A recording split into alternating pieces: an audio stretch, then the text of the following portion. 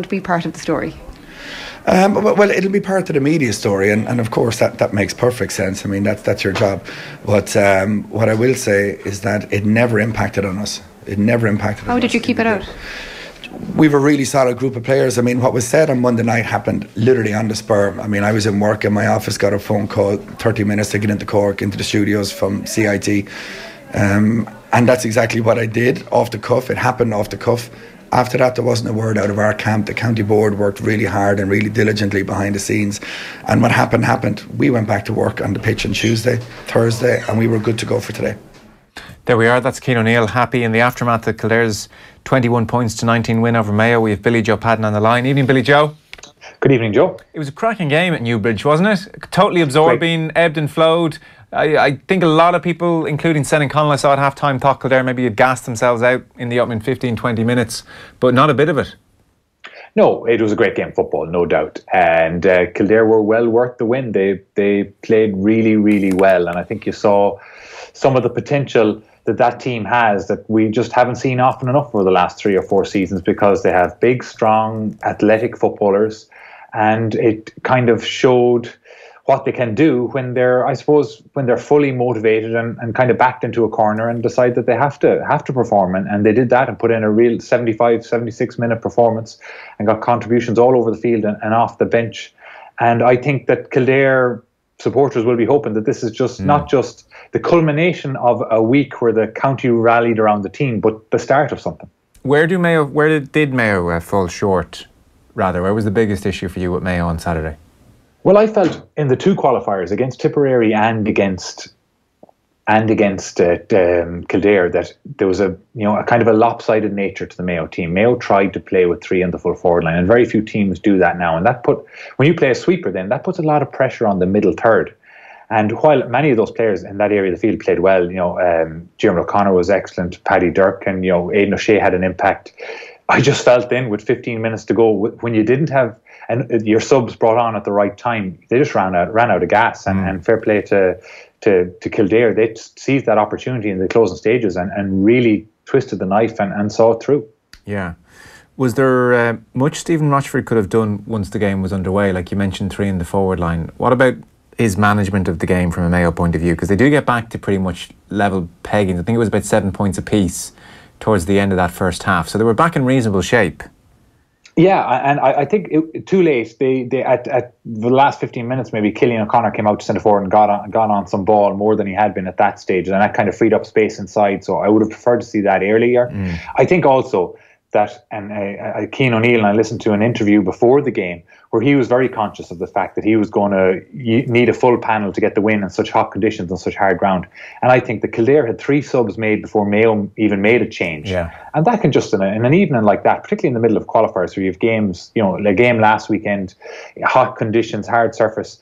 I think that Stephen, if he had it back, would have maybe taken a few lads off brought them on sooner, and I think that may have made him an impact in terms of energy levels. And did he have the quality on the bench?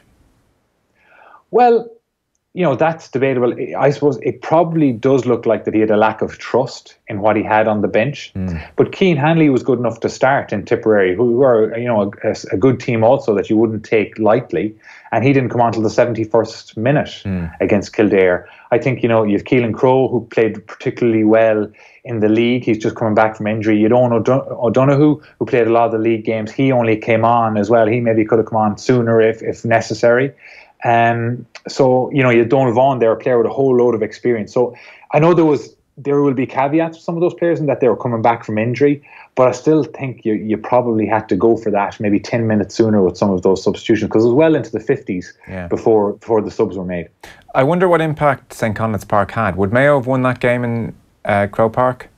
Well, there's no doubt that both, I think from a mental side of it for Mayo would much prefer to play in Croke Park or Semple Stadium than big wide open spaces. They feel that they are better. And they are better in those sort of venues. The funny thing about it for me is that I think Kildare are built to be better in those sort of wide open spaces as well, because they're an athletic team. So maybe it was as much to do with the mental side of it for Mayo in those last 15 minutes that they just couldn't go to the well one more time and try and dig it out against a team who was playing well, as I've said already. They are a seriously athletic bunch, Kildare. Like you look at them, they're all big men and they can all play, and we saw some beautiful foot passing. I mean, a couple of the points were just gorgeous, and anytime they got the ball to Daniel Flynn in a wide area, Cafferty was in big trouble. Like, there were a lot of problems for Mayo to try and sort out in the huff here.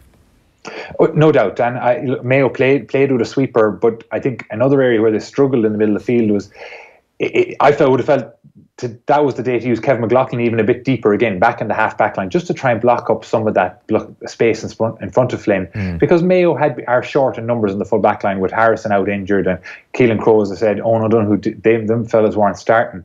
But I think 3 maybe of the Kildare teams have been in Australia on professional contracts. Brophy they have as well, they have that body shape. Yeah. And they have that ability to run. And if anything, this...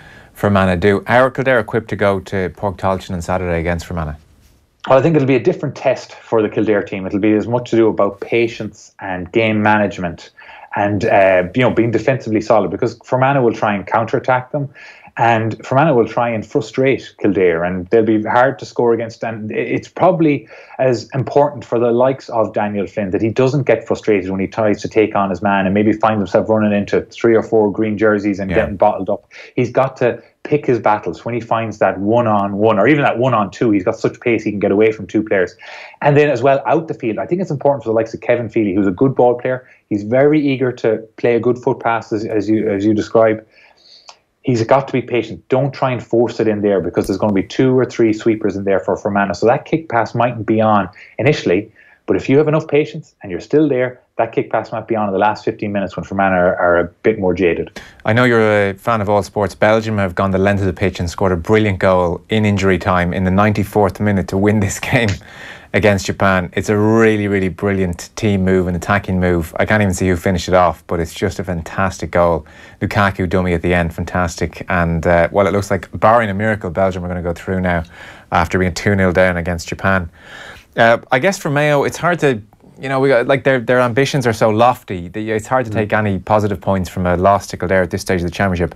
One small one to maybe just put in the notepad for next year, though, is that, Diarmuid O'Connor at midfield, you can chalk him down as a guy with potential there. He looks fantastic, and then he's a kind of point-scoring midfielder as well to boot, even if he does cramp up quite badly at one point. Comically at one point, he couldn't even move. Yeah, it's really exciting, for Mayo supporters. I think if Mayo had won that game, you'd have just been looking forward to seeing what Diarmuid could do in midfield the next day out. And unfortunately, we have to wait for the National League for that. But I think, whatever happens, you're looking at that first game in the National League, and if Diarmuid O'Connor's fit, you're saying go in there at 8 or 9 and build on that performance. Because the one thing you know about Diarmuid is he's a real all-rounder. He attacks, he defends, he can kick pass. He's shown last week against Tipperary he can catch the ball over his head.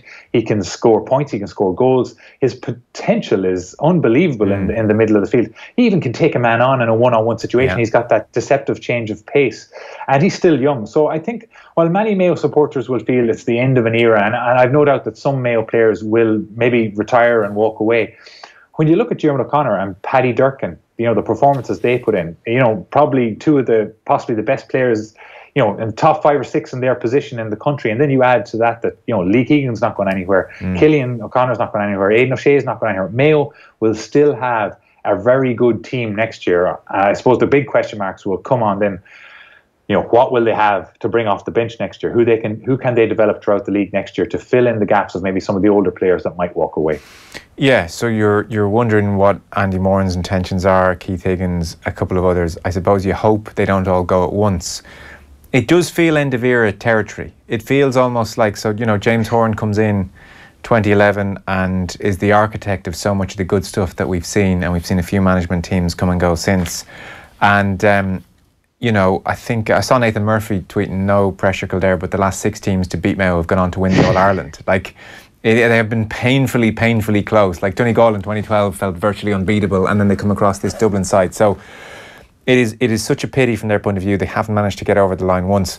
You would look at how, I guess under Horan and at this team's peak, they blew teams out of the water. and then there was a steady decline almost, and they're getting through in miraculous fashion, and then once they get to Croke Park against Dublin, they up their game for that 1 or 2 games a year and find a level. But it feels like they've been kind of fighting against the dying of the light a little bit at times. And now this almost seems to rubber stamp the feeling that is the end of an era. There'll be a very good team next year. There'll be a semi-final team. There'll be a Super 8 team next year. They'll regroup and be in the Super 8 next year quite probably. But it does feel like Mayo, as serious All-Ireland contenders now, will be overtaken next year by a couple of teams. That's quite possibly the case. I think that if you look at Dublin, I think you see the template, even though they've had the boost or the mental boost of winning All-Ireland and what that does for a squad. But I think they're a good example of where younger players have come along and taken those leadership roles and really drove it on. And you look at, Kieran Kilkenny now is one of the key men, whereas a couple of years ago it might have been, Bernard Brogan and Philly McMahon. Brian Fenton is now there. So the opportunity is there for Diarmuid O'Connor and Paddy Durkin to kind of maybe step into the void that maybe will be left by whoever leaves. And I think Andy might even actually stay on, because I just think he's that personality, and he'd be so useful to the team that he could be useful even coming off the bench for 20 minutes. So I think that they'll not make any rash decisions, and you could find yourself that going into next season they may only have lost 3 or 4. But I still think the role of some of those players will have changed by the time next year comes around, that they will very much be coming off the bench, and they will be reliant on how much development the likes of Owen O'Donoghue or Keelan Crowe or even Cian Hanley can make throughout the National League next year. So you're right, you wouldn't bet on them being back up there in the All-Ireland semi-final or All-Ireland final contender. But who knows? Under James Horan, they came from nowhere, and you saw all these players improve at the same time. Yeah. And if Mayo gets 3 or 4 players to improve throughout that National League, well, who knows? They could be back in there. It's the endless Mayo optimism kicking in here. And is there much coming through that we haven't heard of, do you know? Well, Mayo are in the under-20s against Derry now coming up, and there are a couple of players there that have played. Ryan O'Donoghue from Balmullet, he's the captain. He looks like he's got potential. I think inter-county football's gone to such a stage now that it really, you nearly have, unless you're exceptional, you really have to have maybe 2 years bedding in process in an inter-county panel, National League experience. So I think the major strides you will see from Mayo will not be somebody that will be coming new into the panel next year. It'll be the likes of James Durkin, who hasn't played any National League, played 2 championship games, right? Didn't have his greatest night on Saturday night, but he's got potential. It'll be him. It'll be Keelan Crowe, it'll be Owen O'Donoghue, it'll be those fellas, Cian Hanley, that might make that next step up that if they're going to improve the team. Yeah, I guess this time last year you might have thought Conor Loftus might be doing a bit more for them as well, actually. Exactly, and it's a very critical, you're right, it's a critical winter for him in that he's got lots of potential. He was on the under-21 team that won the All-Ireland with Diarmuid O'Connor. Probably hasn't developed as Diarmuid has, and he's got talent. I think the Mayo management has struggled to find his best position. I don't think he's a player that's very comfortable playing the full forward line. I think he's more natural playing as a traditional, maybe number 12 kind of Oisin McConville sort of attacking wing forward, and facing the goal, he's at his best. And I think that until a manager is able to find that structure that he can really feel comfortable in, well, then you're not going to see the best of him. So hopefully this winter he can adapt and maybe add a few little more things to his game as well. Yeah, and speaking of the manager, we're not sure of his intentions fully just yet either, so that all awaits to be decided. Billy Joe, thanks a million for that. Cheers. No problem, Joe. Thanks. Billy Joe Padden there giving us his thoughts on Mayo's end to 2018 and Kildare march on.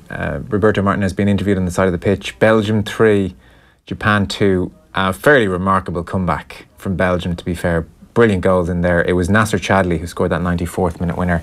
It was a tap-in the end, but just a fantastic move. And it's the kind of win that could really ignite Belgium. It was really brilliant stuff from 2-0 down. And we've got a football show on the way where no doubt Pat Nevin and Tim Vickery will have been watching. The Newstalk app is Newstalk in your pocket. Download it now. All professional bus and truck drivers are required to hold a driver certificate of professional competence, driver CPC. To keep it, you must complete at least 1 training day per year.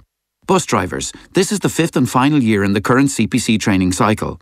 Complete your 5th day of CPC training before August so you can apply for and receive your CPC card before the 10th of September. To find an RSA-approved driver CPC trainer, visit rsa.ie, low call 1890 50 60 80 or email cpc@rsa.ie. From the Road Safety Authority.